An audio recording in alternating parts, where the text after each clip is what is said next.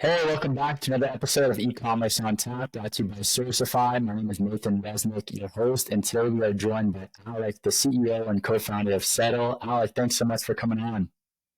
Thanks for having me. So I want to start by learning more about your journey. How did you and your co-founders come up with Settle? It's such a vital platform when it comes to financing and cash flow for e-commerce brands. So I'm curious about the journey. Yeah, I actually took over for a friend's company. He was building this try before you buy platform in retail clothing. Um, Long story short, I ended up shutting down the business just because I couldn't figure out the unit economics. But he had me using this like accounts payable tool to really manage the company's bill pay, and I just thought it was like the worst product I ever used. So once we shut down that company, I was like, well, what if we just created a better one? So that's when I got my mind thinking around it, interviewing a bunch of companies, solving their pain points. And my background's in credit and lending. So previously I was a head of credit at a firm. I worked at Capital One for 6 years before that. So I was like, if I really want to build something better than just saving like a company an hour a week, what if we combine it with working capital? Could we like really change the trajectory of these businesses and help them scale, help them get better?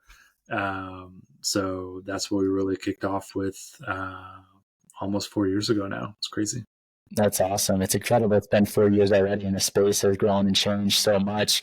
I'm curious what you think about the market as a whole, right? You've got, revenue-based financing, you've got inventory-based financing. Where does Settle fit in for those that aren't familiar with Settle? And then how do you look at the industry as a whole when it comes to lending for e-commerce businesses? Yeah, I think the more players out there is the better for founders. More options, more competition. I definitely think competition makes everyone better, even us. So while I wish we're the only game in town, that's never going to be the case, and I think that's a good thing for founders and companies overall. So we're definitely, we don't like to like dub ourselves like, oh, we only do this, we only do this. Like we want to just help the businesses with what needs they have. But as we kind of see what people are using our capital for, it's really inventory purchasing, marketing purchasing, stuff like that. Stuff that has like high ROI that you're going to get a return on. And like if you get more of it, then that's only going to improve the bottom line of your business.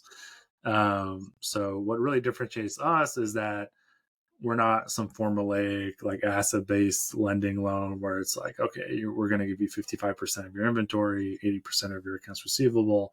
Like we're very flexible in that mind. And the difference thing there is we're not lending off of inventory you have on hand. We're kind of trying to cover your entire inventory purchase cycle. So like we're going to actually send out the money to the supplier, even if it's a deposit, and then you're going to pay us back, 30 to 180 days later when you're really turning those goods into revenue. So you can really skip that entire cash flow gap. So we could kind of cover you full cycle. So that's how we think about it overall.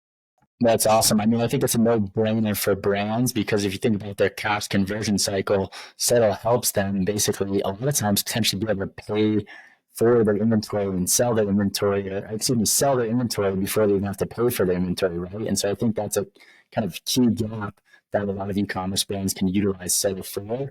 One question that I have, especially as people think about the current climate with cash flow and e-commerce brands, the past 2, 3 years, just every brand saw incredible growth through COVID, which was awesome as more people were shopping online. Now it's a bit of a different situation. Some brands are stagnant, some are slowing down, some are still able to grow through different channels. What are you currently seeing across the e-commerce market when it comes to, growth? Are most brands that you're working with stagnant, growing, slowing down? Kind of what's the pulse that you see as you work with, a few hundred or I don't know, a few thousand e-commerce brands? Yeah, we're definitely saying brands continue to grow, but I think we have, a little bit of rose colored glasses in that sense that, we might be working with the best of the best in that sense. So, customers are definitely finding traction if it's online, or a lot of the successful ones really, once they hit that like 5 to 10 million mark, they're really starting to branch out into other channels like wholesale and B2B. And that's kind of propelling further growth. And on your last question, some of the best feedback we get from founders is really like, because we're able to get their cash conversion cycle negative, they're like, oh my God, I'll never have to raise equity again. This is great. So as you know, we have this one company selling deodorant where we started off like with 250K in lending availability, and now we're at 3 million. So we're just being able to scale with them and really help them just throw cash off instead of them having to raise a lot of equity to do like a Walmart launch or something like that. And that's where we want to be. We want to grow with you, get our capital cheaper over time, and do things like that. So, but yeah, to your question, I definitely think a lot of brands are still growing, and for the ones that aren't, we're definitely seeing them. I think they've taken the medicine that like equity capital just isn't as easy to get as it was in 2021. So we're seeing them, operate more efficiently, not burn less or get to break even or get to profitable. Really worry about contribution margin, things like that. Really get their ads to be efficient. So I think there's a lot of the brand owners operating a lot more efficiently than they might have been in the before, when it was just like grow, grow, grow, grow, grow. Makes sense. What do you think is a healthy contribution margin? I mean, I know on the supply chain side at Sourcify, we see, gross margin across the board. And I think our best customers typically have a gross margin of 80% at least. I mean, I know some of the kind of major e-commerce brands like Movement Watches, their kind of go-to original watch, that black face and red hand, they had a over 90% margin on that original watch that really helped them scale up. And so I think as you look at different e-commerce brands, it's interesting to look at gross margin. And a lot of people might have kind of different measurements or ways to calculate contribution margin. So maybe if we can start there in regards to, what do you think is the right way to calculate contribution margin, and what do you think these brands should actually be targeting for their contribution margin? Yeah, 80% is nice, right? I would love that as well. But I think that depending, especially if you're going to different channels, it's like really hard to do. But on the contribution margin side, the way we think about it is like, okay, yeah, take your gross margin, but then there's a lot of other variable costs that are included in that. If that's marketing, fulfillment, the way to think about it is like, hey, if I'm going to ship one more good or sell one more good, like what are the incremental costs associated with that?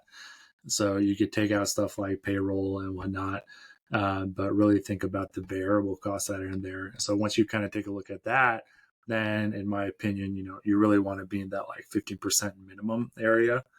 And if you get to 25%, I think you really have a really strong potential business. So that kind of shows you like, okay, if I just continue scaling this, I'm just going to be throwing off cash, and really, fulfilling my own growth in that way. Makes sense. One interesting component I think of Settle when it comes to how Settle's intertwined with the supply chain, obviously, is the purchasing of inventory. I'm curious, how are you confident in your customers to forecast efficiently, right? If a customer's growing their credit facility from $250,000 to $3 million with Settle, and they're doing that to finance inventory, is there some risk there that they're over purchasing or forecasting incorrectly? How does Seta look at that when it comes to their clients that are using, financing for their inventory? Yeah, great question. We don't really like to look at forecasts, because I think everyone's going to forecast like something pretty rosy. I mean, even us will probably do the same for Settle's business. But the reality is, like, we want to look at like how has business performed, and are there any step changes that are like in your very near term, short term. So like customers might send us like POs from retailers uh, or things like that to give us a little sense of like, okay, there's a lot of like potential here, but we never want to overlove our customers. We never want to kind of like be the demise of businesses. And what really happened in early 2022 is a lot of people thought it would just be continuing growing from 21, but once COVID was over and offline opened back up, there's this, of course, pullback from the online channels to offline. So a lot of customers overordered inventory, and that's just a tough place to be. You want to manage cash first and foremost, and that's why really what we're trying to do here is provide the tools to be like the cash flow management platform for these brands, so you can make these smarter decisions. and really optimize, your working capital throughout. So yeah, that's how we kind of think about it. We by no means want to just like overload somebody and make it really tough for them to climb out of. Yeah, it makes sense. I mean, you want long-term sustainability and scalability with your customers and to be able to grow with them. And if you overload them with debt, they're not going to have the ability to continue to grow and pay back that debt, which I think is a scenario that a lot of brands faced in early 22 when, they had ordered a lot of inventory and had way too much cash in inventory and didn't have the money to spend on marketing to really sell that inventory. I'm curious because I know a lot of brands like Cuts Clothing, for example, just opened up their flagship store in New York City and Manhattan. I'm curious, how you look at that as a channel when it comes to growth for these brands as well as sales, but also from a cash management standpoint. I mean, Cuts Clothing has to be investing quite a bit in that retail footprint, and I'm sure they're going to expand as a valid channel to hopefully drive profitable growth. How does your team think about that? And how do you think about, these e-commerce brands that traditionally were just all direct to consumer online, now even opening up their own retail channels? Yeah, I think in many cases the biggest benefit there is outside of just increasing a sales channel by having people shop in the store, is what a lot of brands will see is that like just having the ability for customers to walk in, feel the product, see it, that actually increases the D2C sales in those zip codes nearby. So there's like this halo effect that happens. So I think it's definitely a smart strategy. Obviously, it's increased OpEx. So customers need to just be prepared for that. And stores can have a little bit longer payback period. But if they've reached that level of like 10 to 20, 30 million in revenues, like it's a solid strategy in my opinion. But it takes a different operational muscle as well, so you need to make sure you have the right people, right experience to kind of like effectively execute on that. And I know there's some other platforms to kind of like test it out if it's pop-ups or whatnot, so maybe that's like a little more not cash intensive immediately, but to get the most bang of the buck, I think it's a pretty solid strategy. Definitely, definitely. Another question that I know has been top of mind for a lot of us that, follow kind of e-commerce Twitter and that whole ecosystem is the publicly traded e-commerce brands like Allbirds or Blue Apron or whatever it may be, a lot of them now are just performing just horribly in the public markets, right? And so, you had some big wins. I know we had the VP of supply chain of Dollar Shave Club on Ecommerce On Tap just a few weeks ago, and it's just incredible to see how that, brand exited and now fits, well into the shaving ecosystem and the industry and has really carved out, a strong business in that industry. But I'm curious, I mean, should these brands have gone public? Obviously, they were looking for some liquidity, but now, I mean, they're getting destroyed in the public market. So I'm curious, from your perspective, what do you think about these publicly traded brands? Yeah, I think the ones that are performing poorly, have just kind of taken on probably too much debt and from their sake, and tried to achieve certain goals. But what you kind of see there is if you actually break down their contribution margins, sometimes they're actually negative.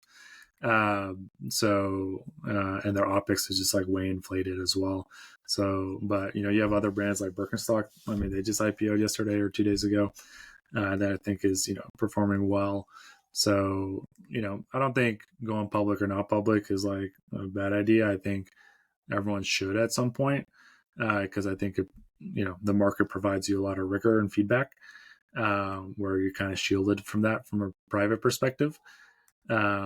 So yeah, I think the ones that aren't doing too well just aren't growing, given the OpEx structures that they have.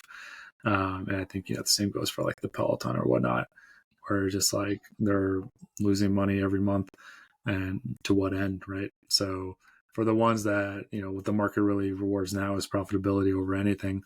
So if you could demonstrate that, then I think going public is probably the best way to get the cheapest capital. But I just think it's like a milestone, right? It's not like, Yep. hey, we did it one. It's just like it's another step in the journey, on your way to achieving the goals that you want to set out. Makes sense. So when it comes to Settle, what kind of e-commerce brand should work with you? I mean, you mentioned a $250,000 facility. Is that kind of the minimum, or does it go lower? I mean, what's kind of a starting point for a brand that should start working with Settle or look at working with Settle?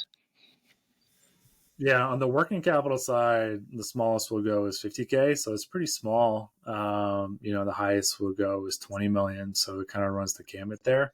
But I think even brands starting off from scratch, like you don't need to use us for working capital. We have a great set of software tools to really help brands manage their cash flows. So like the core product is accounts payable software. We just released purchase orders a few months ago. We're getting into cash flow forecasting. So we really want to be that full on suite. And then if you need capital, if you have product market fit and you want to take it to the next level, we're there for you. But really, we want brands that are just starting out as well. Like, let's help you manage your business better. And then, we'll grow with you and take you from there. That's awesome. So it's not just capital, it's software to make you operate more efficiently too. Alek, thank you for coming on e-commerce on tap. If people want to get in touch or follow you or learn more about Settle, where can they find you? Here's my address. Just come by. No, I'm just kidding. On Twitter, I think I'm at Alek Koenig, LinkedIn, email alek@settle.co as well. Awesome. Alek, thank you again for coming on e-commerce on tap, and thank you everyone for listening in to this episode of e-commerce on tap brought to you by Store Supply.